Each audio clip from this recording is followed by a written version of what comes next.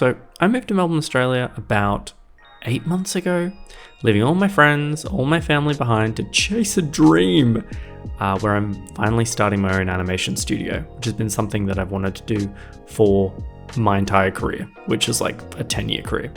And I want to talk about what that process has been like, what it's like living alone in a state where you don't really have many friends, and just focusing on throwing everything in to basically start your dream. So if you're interested in that, then stick around.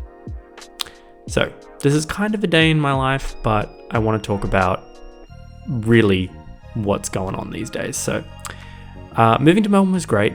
I mean, the weather is insane. Well, right now it's like super cold, but I moved here to take a bit of a leap of faith, like I said, to start an animation studio. And it's been really good, but something happened where I had a job and then that job shut down, which is fine. I mean, well, technically it's still going, but it was one of those cases where I was like, well, that's over. So we may as well just do what we've always wanted to do. So I do work for some clients, but now I really at least for this month of creating this video, I am 100% working for myself, which is super scary because I have income in certain different pockets, but at some point it's like, well, you're not working full time. So it's just a money thing, but it's so worth it because like what the future could hold is so very exciting. And I've been doing this thing recently where I do and follow what excites me. And I can't tell you, it has been so good. Just like, not everyone's in the position to do that, but for me, it's always kind of turned out really good. So I would recommend, if you're trying to make a decision, think about which decision would excite you the most. And even though it might be a little bit scary and maybe a little bit stupid, I would recommend just doing it. So anyway, why did I move to Melbourne? Every time I've come to Melbourne, Australia that is, I've always just felt really at home here. And I can't really explain it, but it's just a place that I've always felt really comfortable. And it's turned out to be perfect. I love the architecture, I love the people, I love the cafes. So it's been a really good decision, but it can get really lonely with not having friends and family around. But it has been great because I completely focus on, making these videos and making the studio kind of work and making everything look as good as I want it to. So even though there's like a negative of moving here and being alone, it's actually been kind of the thing that needed to happen to make this work, and everything seems to be on track really well. And living alone is great, but it does get kind of lonely at times, but there's this like pros and cons to it, right? Where you don't really have someone to come home to every day and chat about what's going on, but you don't have to worry about being in someone else's space. You can just like be in your own space.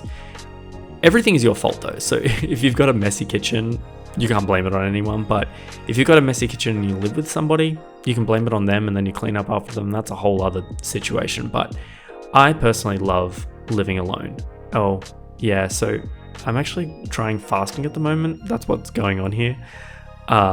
My worst enemy right now is, well, the fridge.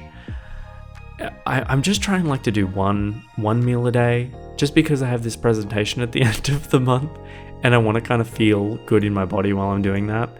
It's just a whole process, but you know what? I digress. So when I think about the differences between where I came from, which was Sydney, and the differences in Melbourne, and it's not so much about like the places themselves and what you can and can't do, but Sydney is very, very expensive. And moving to Melbourne, if I look at things financially, everything is a tiny bit cheaper here, but not by a huge margin. So I wouldn't say that that's the reason to move here. But for whatever reason, I don't think I would have done what I'm doing now here in Melbourne in Sydney, like taking a risk with not having a full-time job, which I've never had. I've never worked for clients or anything like that before. Maybe it's the location where I'm living in Melbourne as well, being in like close to the city. And also Melbourne has so many community events for founders, which I'm not saying that Sydney doesn't, but Sydney just feels so big and Melbourne is a little bit more doable in a way. It's just so it feels like there's more opportunities that you can have available to you, and that's something that I've found is really, really great by being here.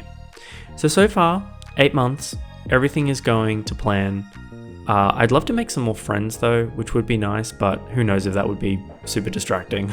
But everything's going really well, and the project that I'm working on is just going so well. I'm loving the way everything is looking, and I'm so excited. So if you'd like to follow my journey a little bit more, then I'd love to have you around. So thanks for watching.